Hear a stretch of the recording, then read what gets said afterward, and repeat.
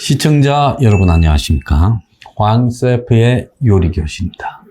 사실 휴일이라 집에서 쉬고 있으면 눈앞에 옛날 짜장면, 정말 입에 착착 감기죠.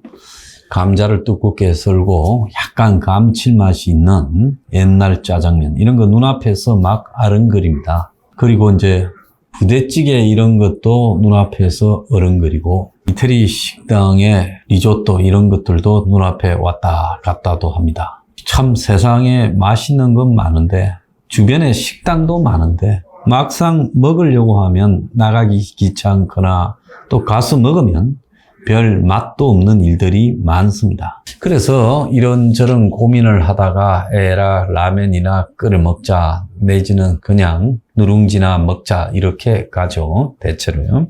자, 그러면서 마음에는 이제 비애가 생깁니다. 참 세상 이렇게 먹을 것 많고 식당도 많은데 비싼 걸 먹으려니 돈이 없고 귀찮고 시켜 먹으려니 배달비도 아깝고, 그래서 그냥 주말에 맛있는 것 좀 먹어보자 했던 희망이 이렇게 사라져간다. 그러면서 휴일도 이렇게 끝나가구나 하는 비애감이 들기도 합니다. 황셰프가 이야기하고 싶은 거는 경제가 굉장히 안 좋아졌죠. 거기에 비례해서 윤석열 정권 지지율도 떨어지고 있습니다. 그런데 이제 와가지고 요 근래 스페인 갔다 와서 경제가 마치 난리가 난 양 직접 챙기겠다, 경제가 매우 어렵다, 이렇게 말을 합니다. 오늘 아침에는 경제 관련 부서장들이 모여가지고 금융위 부위원장, 위원장은 이제 곧 임명한다죠. 김주현이라고 하는 사람으로 청문회 없이요. 그리고 최상목 경제수석, 그리고 이복현 건감원장, 이창용 한국은행 총재 등이 아침에 모여서 조찬을 하며 복합 경제 위기가 상당히 지속될 것 같다. 경계하고 모니터링하고 금리 리스크에 대해서 합동으로 대처해야 된다. 이런 이야기를 했습니다. 근데 합동으로 대처해야 될 때 1+1+1+1이 4가 적어도 4 이상 돼야 되는데, 이 사람들 다 모여서 대처해봤자 합동으로 4까지나 나올란지도 몰라요. 4명이 모였는데 3.5나 3이 될 수도 있어요.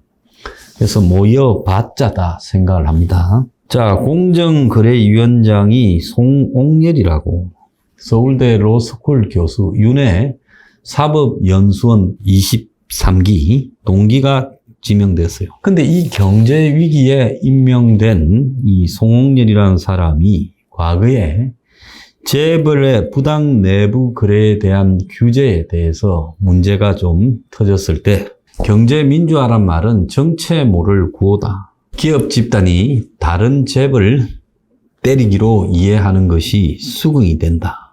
이렇게 말을 하면서 철저하게 재벌의 입장에서 발언을 한 경력이 있습니다. 지금 같은 시기에 재벌 입장으로 편을 드는 사람을 적어도 공정거래위원장에 둬서는 안 되죠. 공정거래위원장이라는 건 재벌을 비난하지도, 또 재벌을 때리지도, 재벌을 옹호하지도 않은 사람이 되어야 된다 생각을 하고 있습니다. 그래서 윤 정권이 기업을 바라보는 시각, MB 때 기업 프렌들리라고 했던 말과 똑같다고 저는 보고 있습니다. 기업에 좋은 정부, 그것이 윤 정부가 기업을 바라보는 시각이고요. 그래서 윤 정부의 기업에 대한 관점은 규제 혁신, 기업 거버넌스. 기업 거버넌스라는 게 재벌 총수들의 지위를 보장해 주자는 거 아닙니까? 한국의 재벌 총수들 지위가 모자라서 더 보장해 주자고 기업 거버넌스를 말합니까? 투자 촉진, 그리고 경영 불확실성을 해소시켜 주겠다, 그렇게 말을 하고, 그러면서 그들을 통해서 성장, 부동산 문제 해결, 그게 해결이겠습니까? 부동산에서 돈 벌게 해주는 거겠습니까? 심지어 세금, 상속세, 종부세, 법인세 등에 대해서 감면해주고, 심지어 임대인까지도 감면해주겠다. 그리고 중대재해 적용을 안 시키겠다. 이렇게 몰고 가는 거 아니겠습니까? 그래서 공무원이 말 안 들으면 나한테 전화해라고까지 말을 했습니다. 자, 경제가 한참 어려울 때 기업이 그 나라의 경제를 구하지 못합니다. 경제가 잘 돌아갈 때 기업이 구하지요. 그러면 기업에 대해서 지나치게 좌파 정권에서 괴롭혔다면 이제 기업이 똑바로 해라. 똑바로 하는 기업에 대해서 일부러 괴롭힐 일은 전혀 없다라는 정도로 말하고 말아야지. 이번 정권의 인수위에 110대 국정과제 속에 기업이라는 말이 160번 등장해요. 정부가 기업이라고까지 말을 했습니다. 자, 이렇게 과거에 7, 8, 90년대처럼 기업이 꼴 대한민국이고 기업이 꼴 우리의 직장이고 기업이 꼴 우리에게 밥 먹여주는 고마운 대상이라는 인식을 지금 강요하고 있어요. 국민들이 바라볼 때는 어떻게 느낄까요? 얼마 전에 6월 1일 지방선거 직전에 기업이 1000조를 투자해서 40만 개의 일자리를 만들겠다. 삼성만 무슨 450조를 투자한다. 이렇게 말했을 때 국민들은 그 말을 믿었을까요? 과연요? 이제 기업이 일자리를 만든다는 것은 이 통계조사에서도 그게 아니다.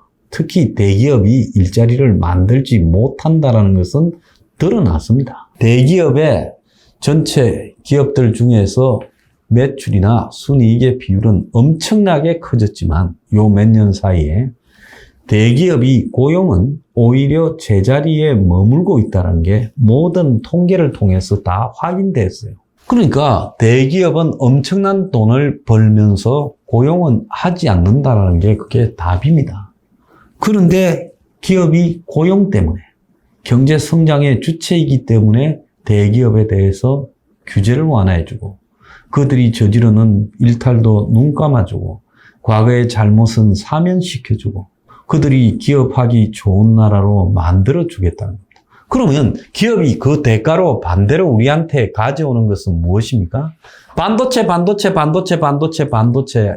입만 열면 윤석열이 반도체 이야기하는데 반도체가 국민한테 가져오는 것은 과연 뭡니까?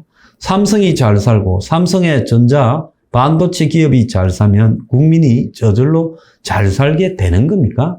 경제가 성장이 되는 겁니까? 우리는 이 대목에서요, 기업과 국민 사이의 연관관계를 정권이 사기치지 말았으면 좋겠다. 보수의 한 80%의 국민이 이런 논리에 다 사기당하고 있어요. 그래서 이제는 기업이 옛날처럼 몇 개의 기업이 대한민국을 먹여 살리고 성장시키고 대한민국의 일자리를 만들어주고 이렇게 말하는 건 저는 더 이상 의미가 없는 거짓말이라고 생각을 합니다. 기업은요, 돈이 되면 되는 대로 다 돈 되는 곳을 찾아서 해외로 나가버렸습니다. 대기업들 다 그렇잖아요. 국내에서 생산하는 대기업의 물건이 몇 개 있나요? 전 세계로 가서 현지에 공장을 두고 다 먹고 살았잖아요. 그리고는 그 나라하고의 관계 때문에 심지어 중국하고 관계 때문에 한국의 정부들을 진중으로 몰고 간 일이 한두 번이었습니까? 지금 윤석열이 반도체 하는데 반도체 문제의 핵심은 뭘까요? 그것은 미국이 주도하는 칩4 동맹 4개 나라, 미국, 일본, 한국, 대만. 그래서 중국이 AI 국면에 가서조차 미국을 따라오도록 만들지 않겠다.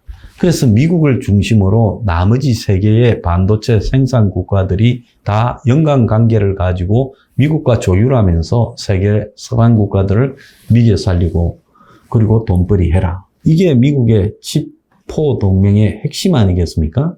그러면 윤석열이 반도체 국민한테 말할 게 아니라 중국하고의 반도체 관계를 이제 틀렸다. 장사 단절해라고 정리해 주는 것이 윤의 역할이지요. 그러지 않습니까?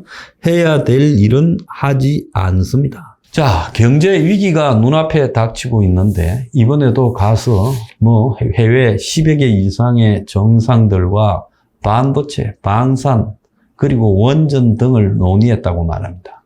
그 해외 다자회담에서요, 서로 얼굴 터는 정도고 한국에 이런 게 있으니까 신경 좀 써주라. 이런 말 정도지. 그럼 상대국 정상은 이런 말을 한다고 그래 듣고 나서 밑에 지시해서 신경 쓰라 그럽니까? 안 그러지요. 우리도 말하고 마는 것처럼 말하고 와서 한국에서 말했다고 떼우는 것처럼 그들도 그들 나라에 가서 상대가 부탁한 거는 말하지 않습니다. 와가지고는 다자회담에서 이런 것들을 수출하기 위해서 노력했고 좋은 반응을 얻었다. 그러면서 이제 황당한 언어, 국가 간의 가치를 공유하는 그런 연대를 통해서 경제 위기를 해결하겠다라는 황당한 말을 하고 있습니다. 프랑스의 마크롱은 자국에 가서 우리가 부탁한 거 한마디라도 하겠습니까? 우리가 마크롱이 우리한테 부탁한 게 있다면 말하지 않듯이, 존슨이 부탁한 게 있다면 말하지 않듯이 그들도 말하지 않고 지나가면 끝인 거죠. 지나가는 소리로 한 말입니다. 그런데 이런 걸 국가 간의 가치연대, 국가 간의 가치연대가 경제적으로 확산되는 것을 보셨습니까? 그런 거 없습니다. 그래서 비상경제대책위원회라고 한 달쯤 전에 떠들어 놓고 아무것도 없었고요. 나토에 갔다 와서 세일즈 경제 외교를 했다고 했지만은 아무도 믿지 않습니다. 지금 당장 경제 위기가 닥치는데요. 통화 수합에 대해서 많은 이야기를 지금 나오고 있습니다. 7월 19일 날 자닛 앨런 미 재무장관이 한국을 방문합니다. 아마 미국은 대북 제재의 사전 논의를 하고 또 인도 태평양 경제 프레임 네트워크를 만드는 부분과 관련해서 언론을 하고 싶어 하겠죠. 그러지 않겠습니까? 또 G20 등에서 논의되는 디지털세 등도 언론하려 하겠죠.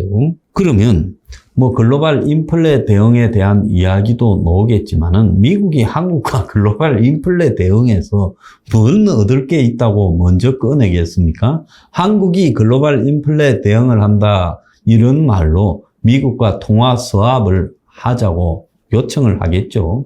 한국과 미국은요, 통화 수합을 2008년 금융위기가 왔을 때, 2020년 코로나 위기가 왔을 때 2008년에는 300억 달러, 2020년에는 600억 달러를 체결한 적이 있어요. 근데 일시적인 체결이었고 일정 기간이 지나면 끝냈습니다. 작년 말로 끝났죠. 그런데 미국하고 상설 통화 수합을 한 국가를 우리가 한번 봅시다. 미국의 핵심 우방인 영국, 캐나다. 자, 영국은 기축통화국이기도 해요. 그 다음에 EU도 기축통화국이기도 하고요. 그 다음에 일본도 기축통화국이죠. 또 미국의 핵심 동맹이고 EU도 마찬가지고요. 스위스는 기축통화국이라기보다는 스위스가 각종 금융에서 바젤 회의라든지 이 금융 부분과 관련해서 이 핵심적인 역할을 하는 부분이 있고 또 스위스 프랑이 그런 의미로 널리 쓰여지니까 스위스하고는 통화 수합을 했어요. 그 외에는 없습니다. 그러면 한국이 애걸복걸을 하더라도 미국이 한국한테 통화 수합을 해줄까요? 한국하고 하기 전에 아마 호주하고 해주겠죠. 그러지 않습니까? 먼저. 그러니까 이것은 말이 되지 않는 이야기다라는 겁니다. 자, 그래서 이 통화 수합에 대한 황당한 이야기, 이런 것들을 더 이상 문제 안 삼는 게 좋고요. 또 현재 경제 위기는 외환 부족으로 인한 위기가 아니라 부채 과다로 인한 위기가 올 거라고 봅니다. 그것이 이제 이 미국 등 세계의 영향을 받으면서 더 심대한 타격으로 가게 되겠죠. 그래서 금리 인상에 의한 부채 폭발이 핵심이라고 보고 자산 가격 거품이 꺼지면서 부채 위기가 한국에 시작될 거라고 보고 있습니다. 그런데 이런 위기를 맞이하는 윤석열 정권의 기본적 경제 철학은 윤석열 스스로가 이야기한 밀턴 프리드먼을 대표하는 자유. 밀턴 프리드먼은 하예크와 더불어서 신자유주의의 비조로 꼽히는 인물입니다. 그런데 이 신자유주의가요, 1991년에 공산주의가 붕괴되고 대처와 레이건의 바람을 타서 90년대 한때 극성을 떨었고 그것이 WTO 세계무역기구로 연결되면서 사람, 돈, 물자가 국경 없이 돌아다니면서 세계가 하나가 되는 세계화와 연결이 되었습니다. 신자유주의 이꼴 세계화. 즉 돈이 되는 곳이면 어디든지 가서 투자하고 공장을 만들고 비용을 최소화한다. 이것이 신자유주의의 기본 원칙이죠. 그래서 신자유주의의 정신은 정부가 시장에 개입하지 않는다. 자유경제를 지향한다. 경제 주체는 시장이고 시장이 주도한다. 그래서 좀 더 나가면 기업 정부다. 그래서 슈퍼 자본주의. 정치인들 위해서 주물러서 법과 제도를 저거 유리한 대로 만드는 슈퍼 자본주의. 그리고 더 나아가서 투기 자본주의가 전부 신자유주의 때문에 발생한 것이고 그것이 2008년에 투기판이 되어버린 주택, 서브프라임 모기지 론의 그리고 파생 상품의 원인이었다고 지적을 받고 있습니다. 그래서 2008년 금융위기 이후에 신자유주의가 먹은 욕은 이루 말할 수 없어요. 신자유주의는 끝났다. 이것은 경제의 이념이나 가치로 볼 수 없고 기득권을 향한 일종의 기득권주의다라고 봐야 된다라고 해석이 되었습니다. 그때 이후로 기가 죽었던 한국의 신자유주의를 추종하는 재벌의 앞잡이들이 재벌이야 기업이 주도하는 나라가 제일 좋은 거 아니겠습니까? 그러니까 재벌이 신자유주의를 좋아하고 싼 데 가서 물건 만들어서 세계적으로 팔아먹는 거. 그래서 세계화를 좋아하는 겁니다. 미국도 신자유주의 좋아하고 세계화 좋아하다가 미국의 중산층 서민이 다 망해버렸죠. 그래서 여기에 대한 반감으로 이미 2010년대에 접어들면서 포퓰리즘이 세계적으로 유행을 했고 이것은 보호무역주의, 그리고 EU의 해체, 그리고 WTO 해체 등으로 주장되기도 했고요. 그러면서 영국의 EU 탈퇴, 그리고 더 나아가서 미국의 트럼프 당선으로 보호무역이 세계에 강화되면서 신자유주의와 세계화는 거의 끝나갔고 코로나로 더욱더 맛이 갔습니다. 그래서 신자유주의 때 유행했던 자기 나라를 떠나가지고 공장을 만들던 오프쇼어링이 이제는 니어쇼어링 그리고 리쇼어링으로 지금 다가오고 있다는 겁니다. 자, 그런데 유는 이런 신자유주의를 숭상하고 그 신자유주의에 지금 비난받는 맛이 가버린 밀턴 프리드먼의 선택할 자유라는 책을 좋아하고 그래서 60여 번 이상의 자유라는 말을 취임사에 집어넣으면서 유는 마치 신자유주의의 전도사, 기업의 대변인인 것처럼 말했고 이후에도 수차례 그의 발언, 기업의 좋은 정부, 기업할 자유, 그래서 마치 MB를 연상시키는 발언을 해왔습니다. 이 경제 위기예요. 그런 발언을 남발하는 것은 그것이 어떤 비난으로 돌아올 것인가를 생각하지 못한 것입니다. 지금 세계 경제가 직면하고 있는 자산 버블, 화폐의 남발, 또 일자리의 소멸, 4차 산업혁명, 플랫폼 경제 이런 모든 것들이 다 각 나라를 망쳐버리고 그러면서 지금 살인적 인플레와 대공황에 가까운 경기 침체 그리고 더블 딥, 스태그플레이션을 불러일으키는 원인이었다는 겁니다. 자, 이런 상황에서 기업을 대변하는 말을 했다. 기업을 너무 대변해 왔기 때문에 미국을 비롯한 전 세계가 금융위기 때부터 망해버린 겁니다. 그렇게 해놓고도 또 국민의 돈을 털어서 금융위기를 극복한다고 기업들을 살려줬습니다. 이것이요, 오늘날 세계가 겪고 있는 개고생의 원인이라는 겁니다. 사람들은 이런 거를 잘 모르지만 윤이 서민보다 기업을 위하고 있다. 그런데 기업과 서민 사이에는 아무런 서로 연관성이 없다는 정도는 이제 많은 사람들이 알아가고 있다는 겁니다. 이런 거를 의식하지 못한 채요, 자꾸 기득권에 똘마니 마냥 떠드니까 국민들의 민심이요, 빠지는 거예요. 그래서 지금 새삼 경제가 위기라고 해봤자 그 말에는 국민을 생각하는 내용이 없다라는 걸 정확하게 아는 겁니다. 그래서 국민들이 더 이상 믿지 않는 겁니다. 오늘의 디저트, 진정성이 없는 경제위기. 백날 말해봐라 국민이 지원하나